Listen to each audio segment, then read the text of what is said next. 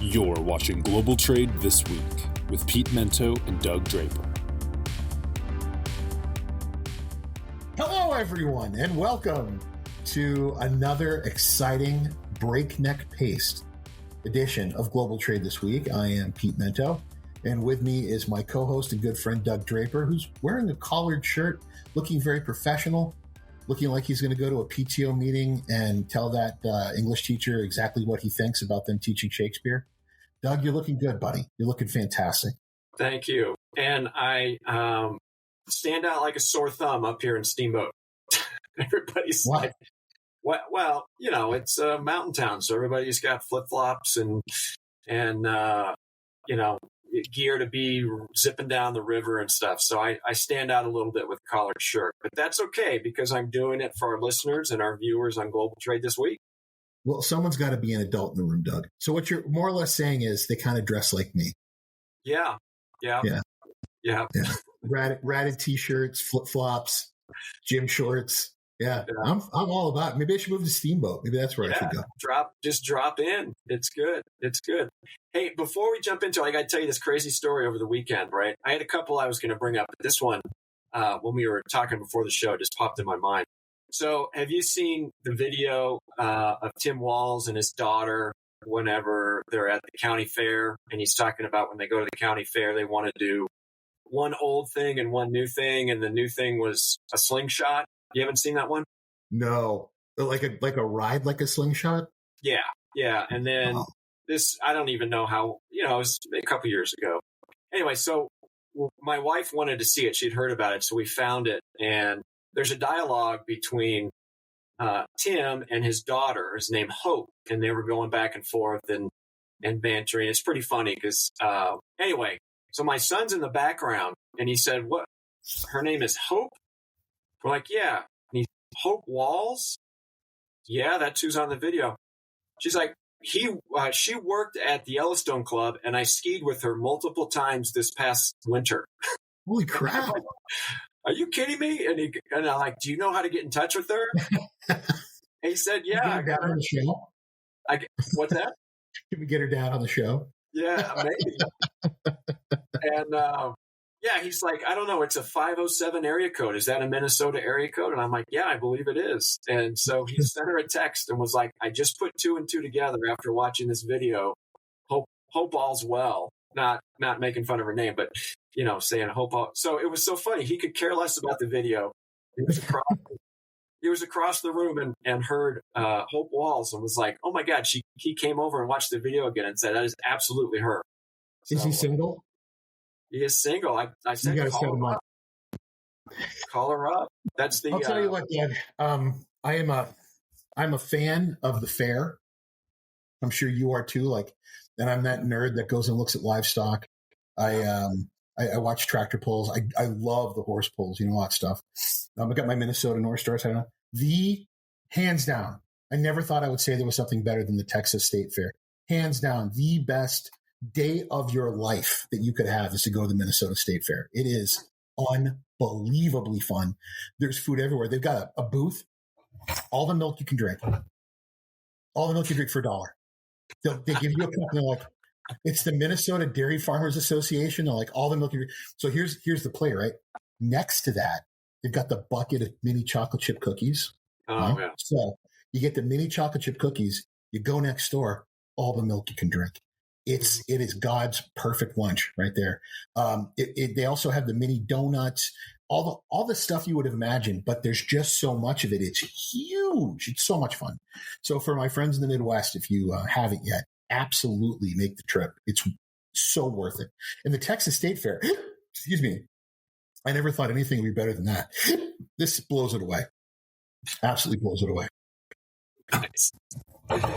Nice. All right. You doing okay there, brother? You got a couple of hiccups? I got the hiccups. All right. I've had them for like 2 days now. So if anybody has any of those remedies, those, what do they call them? Something wives' tales. Yeah. Wives' tales. Yeah. Hold your breath. Sit upside down, something like that. So. All right, Doug, what you got for us this week? All right. Well, here's something cool, Pete. We had a listener reach out last week that gave us a topic suggestion. And I said, absolutely, we welcome the feedback from our listeners. So John Carlo DeLeo, he reached out. He's with AGC Chemicals out in Pennsylvania. He's kind of the logistics guru. Actually works with fantastic. He's one of my clients. I love that guy. Yeah. Yeah. Okay. Yeah. He said he works Carlo. Oh, he's fantastic. What's up, man? What's up, G? Thanks for listening. What's up, G? Yeah. Well, this one's right up your alley, so you can get some feedback, right? So he said, hey, talk about the benefits, the pros and the cons, advantages, disadvantages with a foreign trade zone. So super fast, and you can correct me on a bunch of this stuff because I know enough to be dangerous. But again, we want to talk about it because John Carlo brought it up. So anyway, it's a designated location, if you will, on U.S. soil where incoming goods are handled or manufactured. And you can potentially re-export without really paying duties and taxes on it, right? So a couple of things, and I'm going to make sure I don't get this screwed up here. So I'm going to do a couple of bullet points, right? So the obvious one is you can defer duties. You can bring in shipments, in bulk, and then don't pay duties and taxes on it until it enters into U.S. commerce, right? And so that's kind of cool. The other piece is the quota avoidance. I didn't realize this one, Pete, but if there's a quota on the product you're importing, you can import it, keep it in the FTZ, and then wait until the quota is reset for the next year or the next quarter or the designated time frame. So you can kind of just get your product close to market and then enter it, which I thought was kind of cool. And then obviously reduced fees. You know about this one, the merchandise processing fee, because it's one entry whenever you enter it into the U.S. You can take multiple shipments, right? So you got 10 container for simplistic math. You got 10 containers that come in over the course of a couple of weeks, and you can enter it into commerce one time. And, the MPF maxes out. I don't know what the dollar amount is, but if you're importing a lot of product, you can save money on that. So the other piece, kind of what are the disadvantages? These are kind of my interpretations a little bit from doing it. It's kind of expensive to set up, right? You either do it yourself or you try to partner with somebody that's out there. But it can get expensive. And Uncle Sam has a lot of oversight, a lot of involvement, and there's a tremendous amount of compliance. The other piece, Pete, I didn't really think about, but it makes sense because you're importing so much stuff, right? You just got to deal with space availability. And the other piece is a lot of these are located at gateways. So, getting a freight trade zone in Wichita, Kansas is somewhat difficult if you want to, find that service. So anyway, those are kind of the basic ones, right? I know the auto industry uses it quite a bit. You can bring it in, manipulate it, re-export it, or manipulate it so it's a different duty rate when you enter it into U.S. customs. So there's pros and cons. And I think most people just say, oh, cool, I can defer the duty and I can just enter it in when I need it. But there's a lot of, advantages beyond just that. So in your expertise, because this is right up your alley, my friend, what is the biggest advantage and the largest disadvantage that you see? So the biggest advantage is going to be for manufacturers. So anyone who manufactures goods in the U.S. from foreign source product, you get to use what's called the lesser of the two rule, which is why so many automotive companies use it.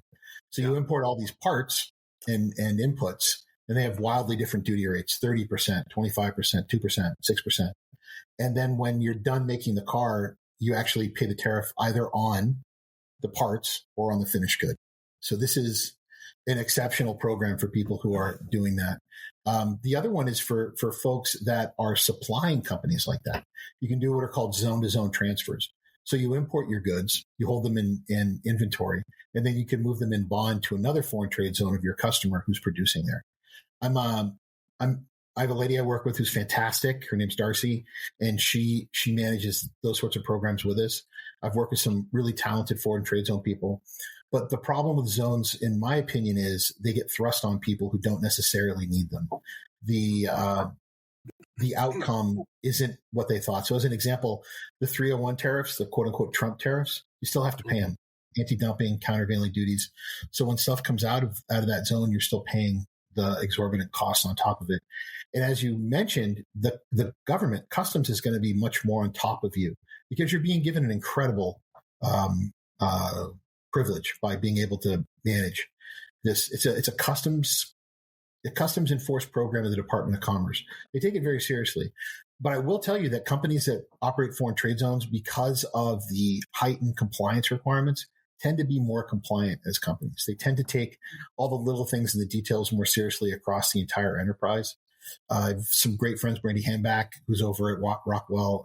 She's an amazing consultant. My friend Ray Shaw, who was a partner with me when we were at Ryan, he's another one who's absolutely incredible. But it's a skill set that I can probably name 12, 13 people that I know of that are excellent at it. And that's it. So it is a rare talent to be able to set these up and manage them. The last one I'll mention is in Texas, as an example. There is a inventory tax on your annual inventory. Things that are in a foreign trade zone are not subject to that inventory tax. So it can save you a lot of money there too. I think anyone who's considering a foreign trade zone, give me a call. If I can't get the answers for you, I'll put you in touch with someone who can. They're not for everybody. But when they're done correctly for the right kind of business, it's just such an amazing opportunity to save money. Yeah. Yeah. I think we operate like 8 of them at DSV. And you were mentioning Kansas. Doug, there's a ton of them in Kansas because it's such a central distribution point for the U.S. There's a lot of them. Oh, interesting. Well, there we go. So as you referred to him, G, I want to thank G for bringing the topic up. Giancarlo. Grazie. Yeah, he's a great guy. He's a hot shit. Good. Yeah. Well, I'm glad we are. Anybody else that has questions or comments, things we want to talk about, we'll welcome it. So, I think Absolutely. He just sent me a message on LinkedIn like Wednesday of last week. So anyway, thanks for that topic. I really appreciate it. All right, Pete, let her rip. What's your first one? So my first one today was an article, I think I forwarded to you, where the articles had a very simple title. Did we really learn anything from COVID, and have we made the changes for the next time such a massive disruption will happen? And the article was very clear. No, we haven't. We may have learned, we may have been subject to the pain and the misery of what happened during COVID, but there's nothing that we can point to that shows significant categorical changes to the U.S. supply chain. And that's to our peril.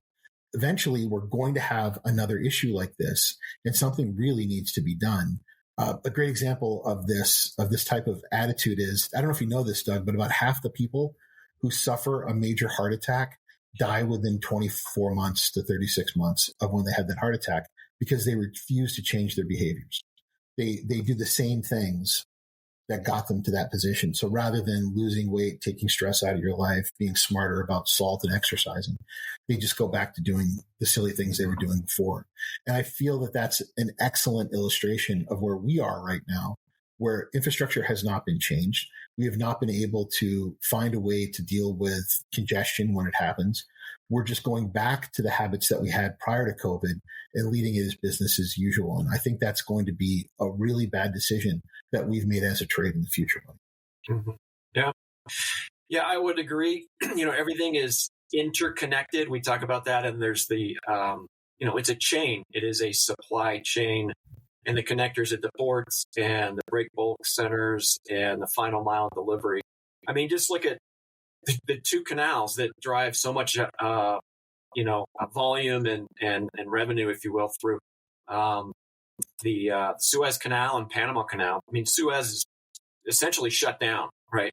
And so the solution is we'll just take these boats 12,000 miles around the Cape, the southern Cape of Africa, and that'll fix the problem. But you just look at those 2 things that have had an impact, and then all the tariffs and the possible tariffs, and we're going to talk a little bit about that on the next topic. But yeah, it's hard to have the money to make infrastructure changes, right? I mean, we've seen how hard it is to open up additional ports. There's some things going down in Mexico, things of that nature. But you are 100% correct. If the shit hits the fan again, we're in no better position than we were 4 years ago.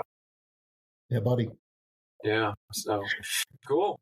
All right. Well, let's get into halftime. Obviously, one of our favorite parts of the show, brought to you by Cap Logistics. Please visit caplogistics.com. So with that, Pete, halftime, you kick it off. So it's become almost a tradition. I think this is our 3rd year doing it, where I make truly uninformed and ridiculous predictions on the upcoming NFL season. So this weekend, I had some spare time in my hands. I did watch a lot of NFL preseason. I watched my beloved Saints. They are still mediocre and shitty, Doc, in case anybody was wondering. We will always be just good enough to get a bad draft pick. It's never going to get better. But here are my predictions. I believe that the AFC is going to be the championship game will be between Kansas City and the New York Jets, and that's a bold prediction because I don't think a lot of people.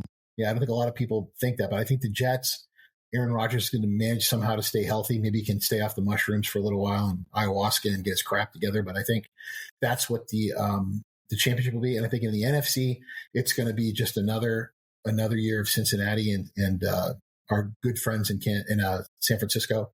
And I believe that in Cincinnati and San Francisco. Cincinnati, yeah. And I think that is that right? Cincinnati's AFC. AFC. So the hell am I talking about? So I'm going to go on the NFC for the other team with, ready for this, the Cowboys. So I think that this year the Super Bowl will be, unfortunately, the Jets and Kansas City. And I think that Patrick Mahomes and his boys three-peat. I don't see any team out there that has an answer to the young man from Texas Tech. And it bothers me to say that because I don't really like, I like the underdogs, right? I'm a Saints fan. I'm a Browns fan. So for me, it would be great if that were to happen. I think the worst team in the NFL this year will be the New England Patriots, followed very closely by the Carolina Panthers. I think those will probably be your two worst teams in the NFL. Yeah. I've average football, don't really follow it a whole lot, and being up in Steamboat, I just don't get a lot of details on it. So I didn't see one preseason game. Don't have any comments about it. Broncos will be middle of the pack, I reckon, with Bo Nix trying to get out there and sling the pigskin. So yeah, I don't know what the hell they were thinking drafting him so early, but whatever. I like Jaden Daniels with Washington. He's looked incredible, and that Caleb Williams is just fantastic to watch with the Chicago Bears. I don't think Drake May is going to have a chance to play for a year or so, which is probably going to be good for him, given the whole Jordan Love kind of situation. But this is going to be a fun year for the NFL. Last year, I said I remember this. I was like, how many NFL quarterbacks are going to get hurt this season, not be able to play? I remember that. I think I set the over-under at like 3, and you're like, oh, no, it's going to be like 7 or 8. And you were absolutely right. Like every NFL team, it seemed like, had large spans of time when their quarterback was hurt. So You're right, Doug. Now you have a fun topic, so go ahead. All right. Well, I'm going to stick with the sporting theme because the Olympics just got over, and I'll tell you what, man, I will give Paris a lot of credit. I thought I'm just a dude from Colorado watching it, but I'll tell you what, it was awesome. I loved every minute of it, and Snoop Dogg was there. Every time he turned around, he was doing something, and he's a fun guy to follow. So I think they did a phenomenal job. But here's the deal. The Summer Games in 2028 are going to be off the hook. I mean, are you kidding me? Did you see the transfer from the flag from Paris over to? Tom Cruise doing his thing, and then Red Hot Chili Peppers, transferred over there, and Snoop Dogg and Dre did some stuff. I mean, can you just imagine? The entertainment industry and celebrities kind of dabbled in it this year with Flavor Flav supporting the women's water polo team and Snoop Dogg there. Can you imagine the celebrity endorsements? It's in Tinseltown. I mean, it is going to be absolutely insane. And LA will not disappoint. They'll do something, and it'll be a whole nother level as far as pomp and circumstance and what's going on. So I can't wait. 4 more years. I love the fact that it's 4 years so you can ramp up to it. But LA in 28 is going to be insane. You remember the last one? The last one in LA? Oh, it was pretty the awesome. last one in LA? Yeah, was it 84? I think that's right. Yeah. It was pretty amazing. And it's only going to be exponentially bigger than that because we are such a nation of celebrity. I think it's going to be absolutely, Doug, I could not agree more.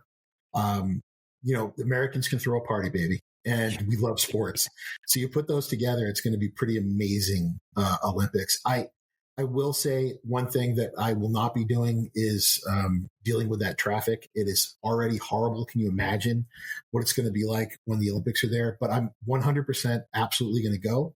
I'm going to go watch the rugby in the sevens that they do for the men's and the women's. I will 100% be there.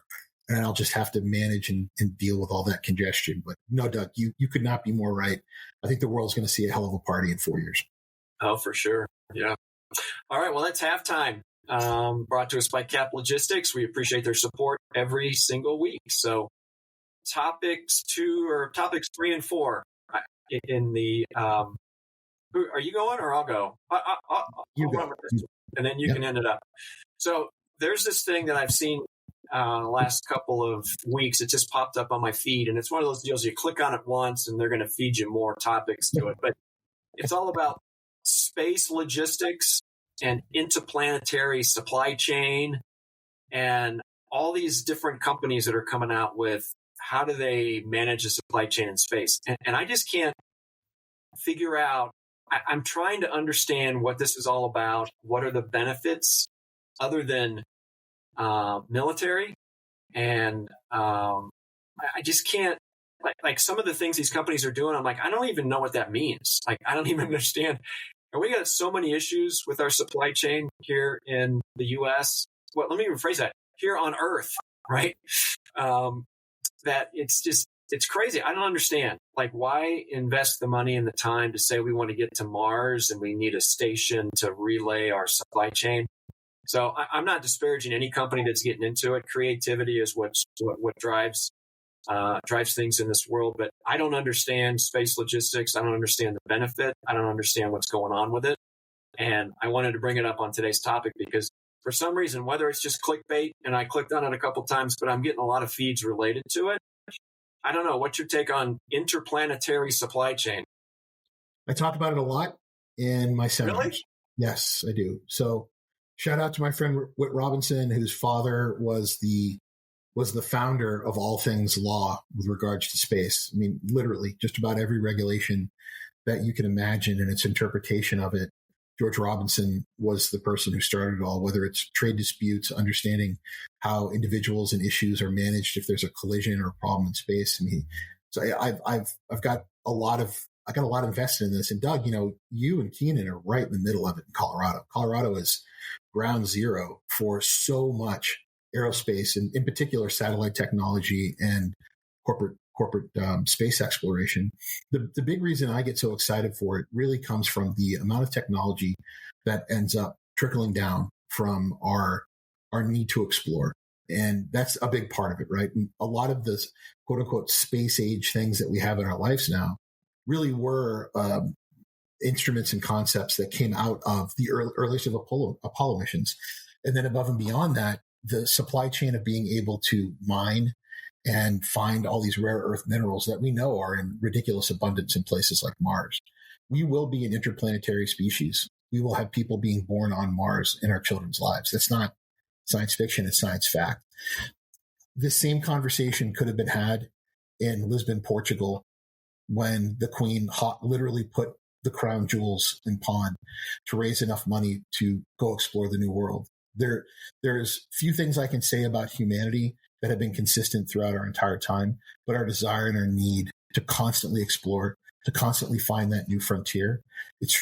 And I'm going to get emotional. It's what makes America what it is. We are a nation of seekers.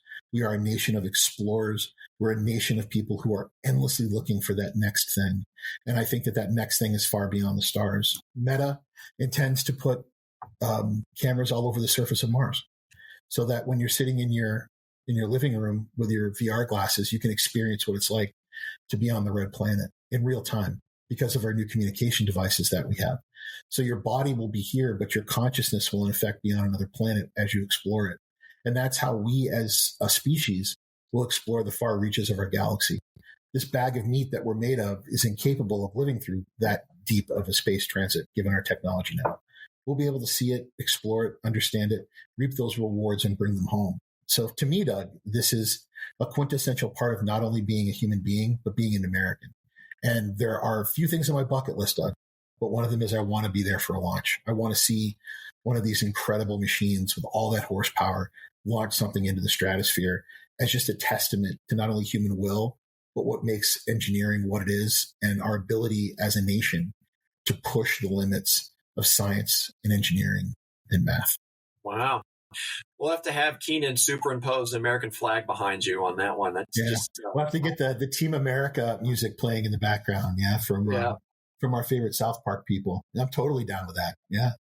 So here's the things that I was running through my mind there. Number one is, all that being true, why can't they make a toaster that can toast my bagel to the toner? So fix my toaster. Number two, how does any of that help me pay my mortgage and put my kids through college? Right. It does. And then the last thing is, as long as I can have this gigantic thing on my head that weighs like 15 pounds, that freaks me out as far as a Vision Pro or something. As long as, if you could make it 20 pounds, Pete, then I'm in. So I don't know. We have different take. I'm not against it. I'm just trying to figure out how it helps me in my life on a day-to-day basis, trying to get through. And Doug, what we're doing right now, talking over a video phone, is a function of the space program. 100%. Absolutely. Our ability to have inexpensive computing devices is a function of the space program. A tremendous amount of the medicines that we use every single day, the way that we've changed farming, came from the space program and doing research in zero gravity. There is so much about us as a species that has been driven into the future because of our needs and desires to explore these very dangerous, scary places. And if I'm sure you've seen The Right Stuff, the movie The Right Stuff. Yeah. Read the book if you've got time. It's a thick book, right? It's going to take you a while, but to understand just how much work went into the technology to bring us to that point, it is a triumph. It is a triumph over the human condition that the Russians and the Americans, and now India and China and North Korea, Japan, that we are using all of that know-how to reach out to the part of the world that we don't understand. I know I'm the crunchier, weirder, spooky kind of guy between the two of us.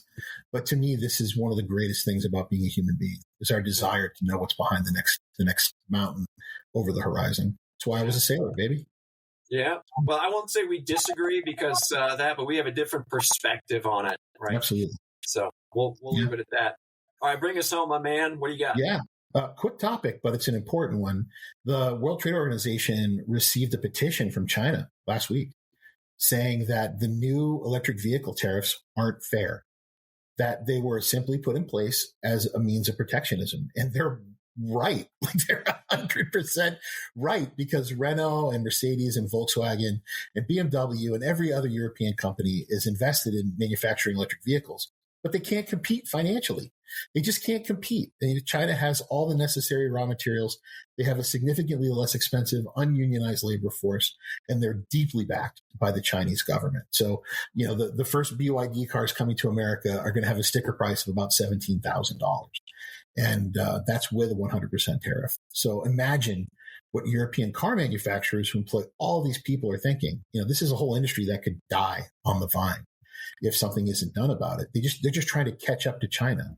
But like everything else, China's going to continue to innovate. They're going to continue to make things better and better.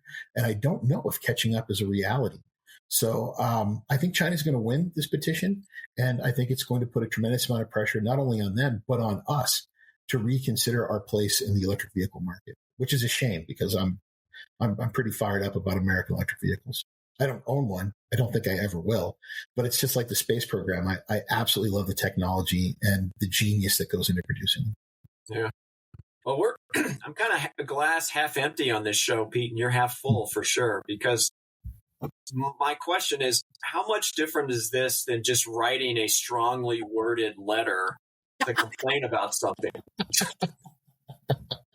Well, the World Trade Organization does have the ability to levy fines and penalties to create a more frustrating environment for companies to manage this in, and they could rule that these duties and tariffs are not fair. And if that were the case, the European Union would be compelled to actually do what's being asked of the guidance, because it's like any other. I agree with you. There's no WTO police, right? Like we don't have We don't have guys in the uniform division of the World Trade Organization showing up with a gun and a badge. But what they will do is it would erode the importance of that organization when European and American companies need them to side with them and work with them and make things better. So I don't think that they would defy the WTO if told to make a change. Yeah, that'll be interesting to see how that goes. I don't know what kind of power they have anymore, right? I think it was mid 90s ish when the WTO came about. So we'll see. Yeah. We'll see. I mean, the go around really established a great deal of their power and influence, but that was more or less propped up by the United States when we allowed China to enter into most favored nation status. But what we've never done is give them the necessary tools for enforcement. We've all just agreed that will go along with the decisions of the WTO, foolishly, because there is no country in the world who's done a better job of using that process than China. I mean, it's kind of like that movie Old School, where they're in the dean's office and like, you know what? For a bunch of screw ups, they're really good at paperwork. It's kind of the same thing. China's excellent at using the process and using the necessary regulation to get their end goals, just as much as it's used against them. So, yeah. God, what a great movie! What a great movie! Well, I got $2 million the government knows about. Yeah. Well, there's only one show out there, Pete. It's Global Trade This Week that could parlay international global trade topics to a movie about a bunch of middle-aged guys starting a frat house. Oh yeah, that's what makes us the premier destination for information on logistics, trade, and economics. Doug, come on. I know it's good. Yeah, and it happens every single week. This week's show is over. So I want to thank all of our listeners for joining us. I want to thank for Giancarlo for giving us a shout out last week. Thanks for those topics. Anybody else, please reach out to myself or Pete. We'd welcome to express your opinions and topic ideas on our show. So that's it. Oh, grazie mille, Giacomo. Yeah, grazie mille. All right. That sounds like a good one. Great show, buddy. Great show. I'll see you next week, okay? Take care, everybody. See you. Take care.